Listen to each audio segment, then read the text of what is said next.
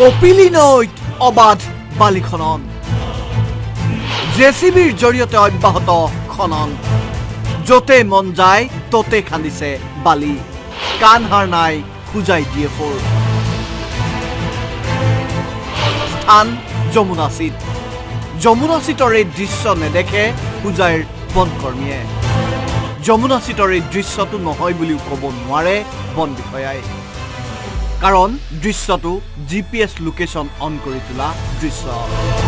প্ৰশ্ন হৈছে কপিলী নৈত বালি খননৰ অনুমতি আছেনে যদি আছে কাৰ হেঁচাত বালি খননৰ অনুমতি প্ৰদান কৰা হ'ল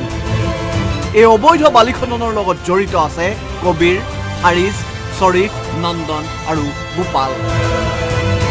কবিৰ ফাৰিজ শ্বৰীফ নন্দন গোপালৰ লগত বন বিষয়াৰ খলিগলি নেকি